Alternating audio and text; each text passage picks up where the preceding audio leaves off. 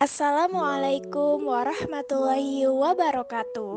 Halo semua, semoga berada dalam keadaan sehat walafiat ya. Hari ini saya Aulia Sukma Pertiwi akan membawakan materi mengenai akhlak terpuji pada diri sendiri, yaitu tawakal dan ikhtiar. Penasaran kan? Yuk simak videonya sampai akhir. Tujuan pembelajaran untuk materi kali ini ialah menyebutkan pengertian dan dampak positif dari tawakal dan ikhtiar. Ada beberapa macam perilaku akhlak terpuji pada diri sendiri, di antaranya tawakal, ikhtiar, sabar, syukur, dan qanaah. Namun, untuk pembelajaran kali ini kita hanya akan membahas tawakal dan ikhtiar.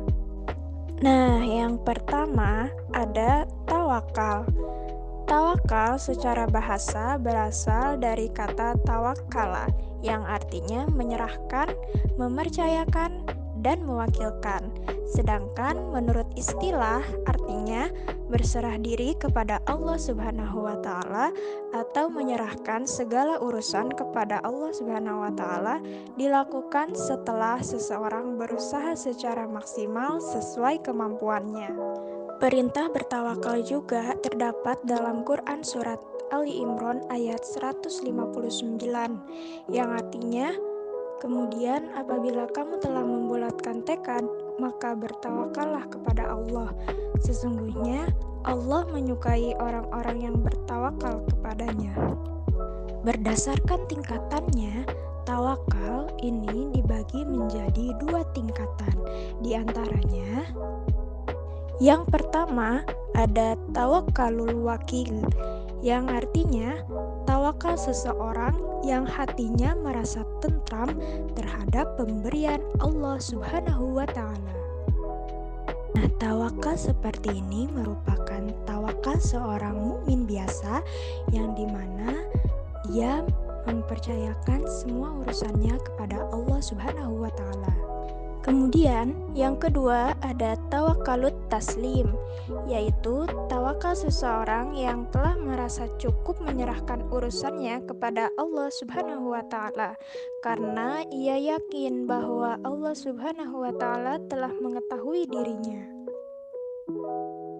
Nah, artinya seseorang tidak lagi memerlukan sesuatu selain kepada Allah Subhanahu wa taala.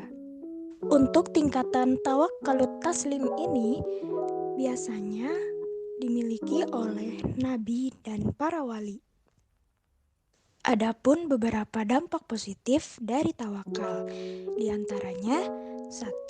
Akan mendapatkan perlindungan, pertolongan, dan anugerah dari Allah Subhanahu wa taala. 2. Mendapatkan kebaikan di dunia dan di akhirat atau surga.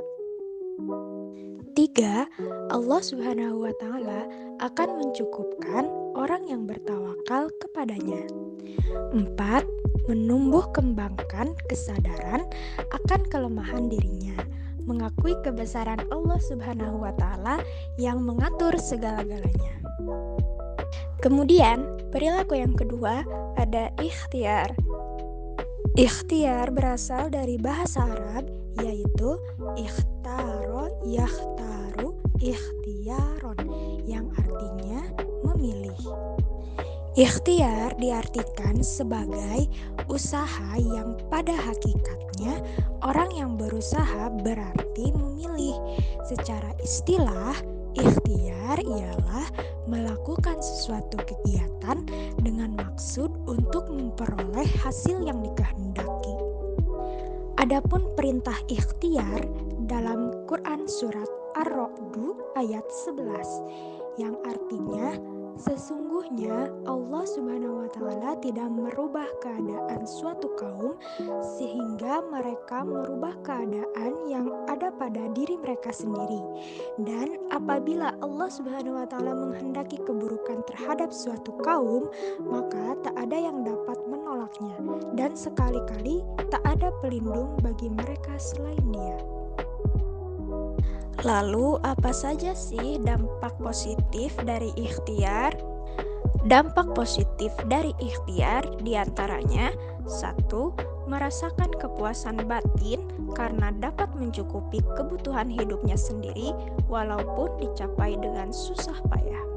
2. Terhormat dalam pandangan Allah Subhanahu wa taala dan sesama manusia karena sikap perwira yang dimiliki. 3. Dapat berlaku hemat dalam membelanjakan harta karena hasil yang dicapai memerlukan usaha keras. Demikian yang dapat saya sampaikan, semoga dapat dipahami dan bermanfaat. Wabillahi taufik wal hidayah. Wassalamualaikum warahmatullahi wabarakatuh.